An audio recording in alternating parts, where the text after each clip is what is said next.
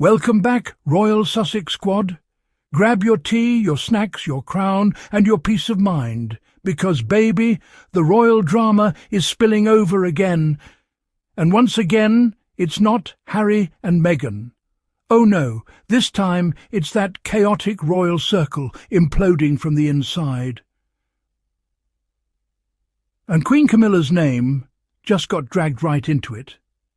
Now, if you've been paying attention, the British press has spent the last few years obsessed with Harry and Meghan, painting them as disruptive, divisive, traitors, you name it. But the second a real scandal pops up involving Prince Andrew, or the latest mess around King Charles, suddenly it's all crickets in the tabloids, silent as a church mouse.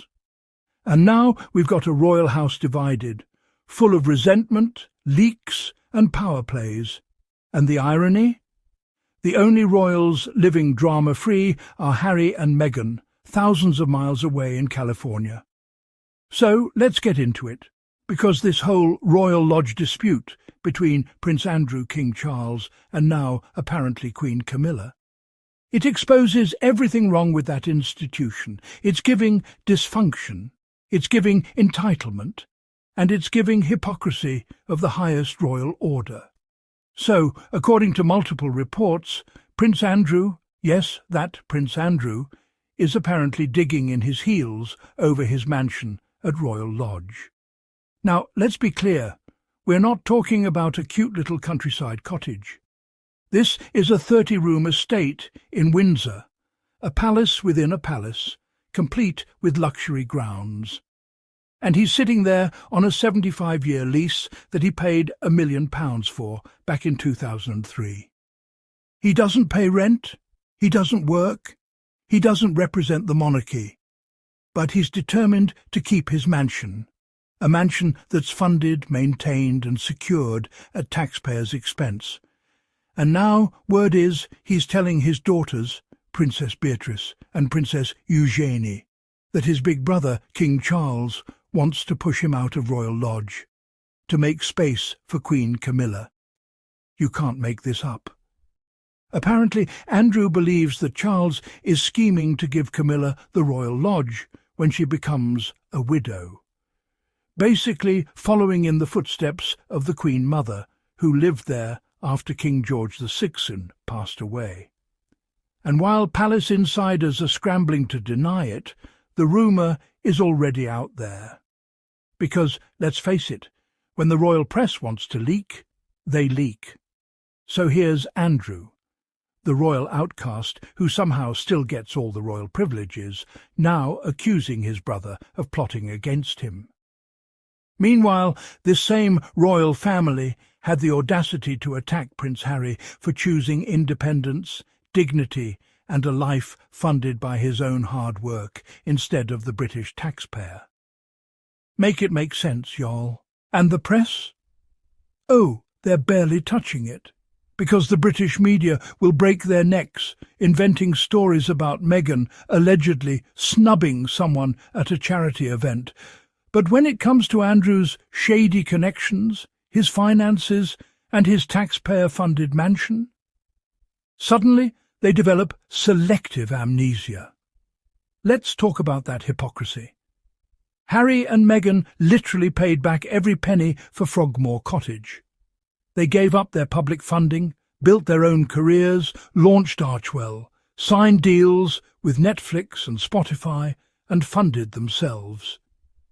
Meanwhile, Andrew, a man with no royal duties and a laundry list of scandals, is still clinging to a property he doesn't even use for public service. Where's the outrage from the Daily Mail? Where's the fury from GB News? Where are the screaming headlines about taxpayer waste? Oh, that's right.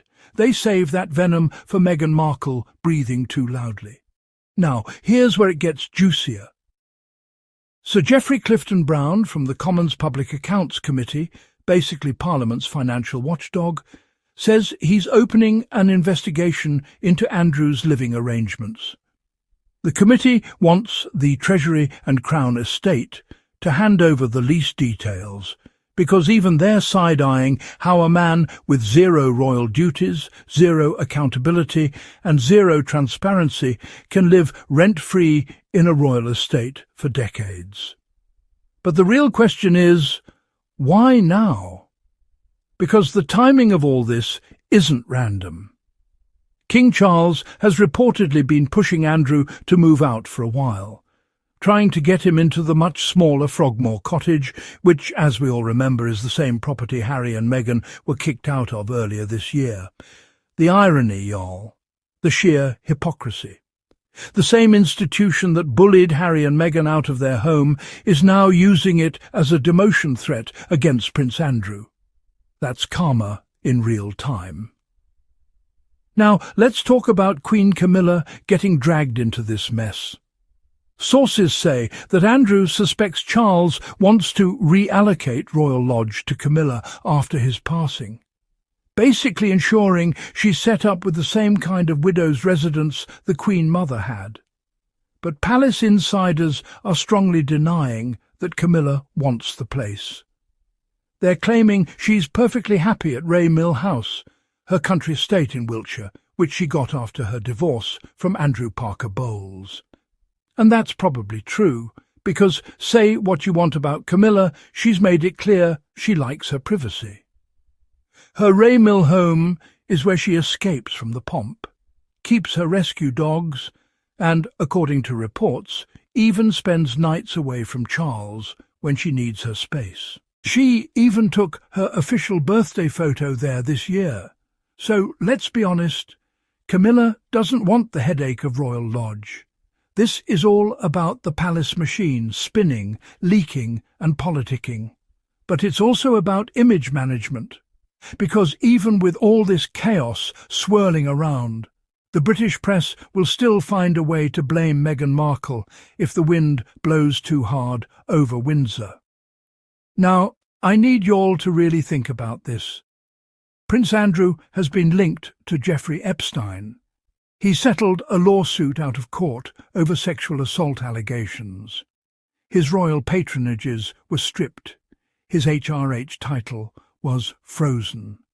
And yet he's still being protected, housed and treated as if he's untouchable.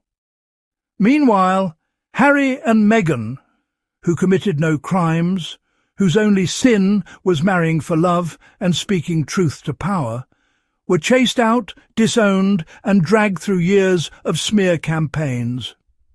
That's why Harry walked away. That's why Meghan never looked back. Because the same institution that shields the guilty demonizes the innocent.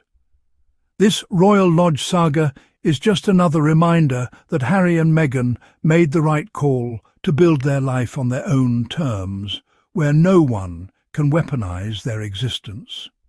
And let's not ignore the subtext here, Prince William, because reports suggest that William wants the Royal Lodge situation handled before he becomes king.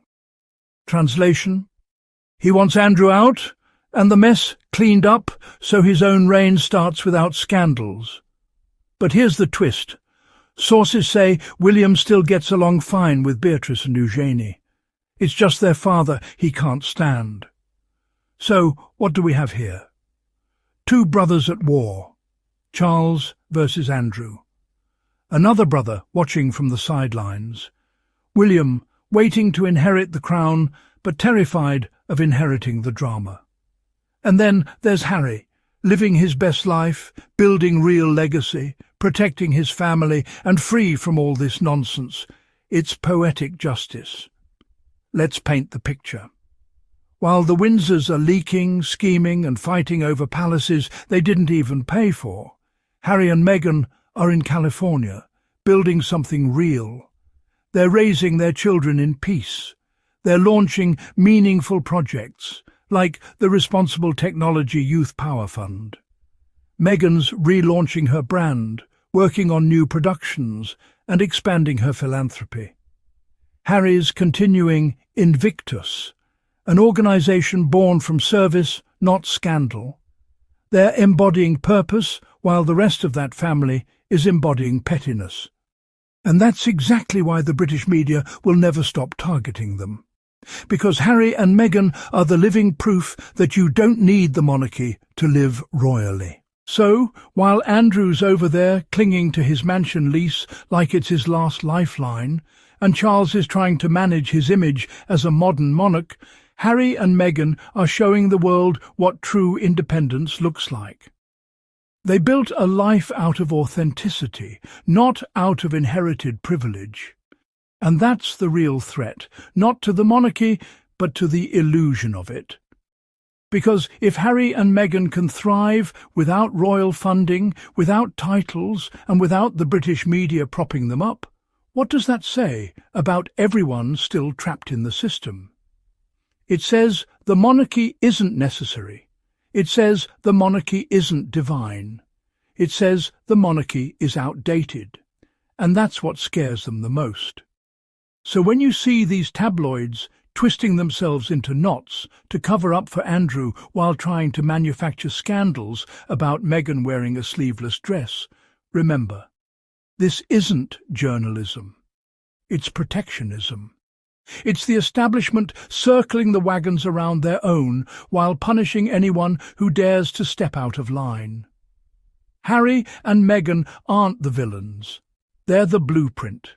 And every new royal scandal, like this one, proves them right. So let's sum this up, squad.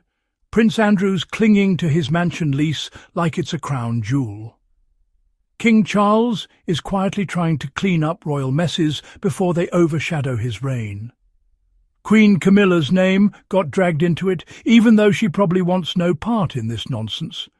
Prince William's hovering in the background, waiting to take over, but that royal baggage won't disappear. And through it all, Harry and Meghan are untouched, unbothered, and unbreakable.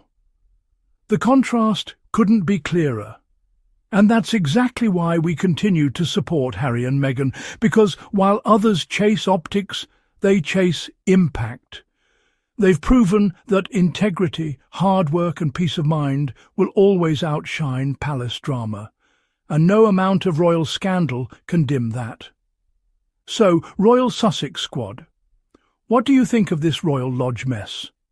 Is it royal karma, royal chaos, or just more proof that Harry and Meghan got out just in time? Let's talk about it in the comments. And remember, this channel stands proudly with the Duke and Duchess of Sussex. Always. If you enjoyed this deep dive, make sure you hit that subscribe button, smash that like, and support the channel through super thanks to help us keep bringing you the truth the tabloids won't touch. Because here on Royal Sussex Squad, we celebrate facts, fairness, and the freedom Harry and Meghan fought for. Until next time, squad, stay royal, stay kind, and stay unbothered.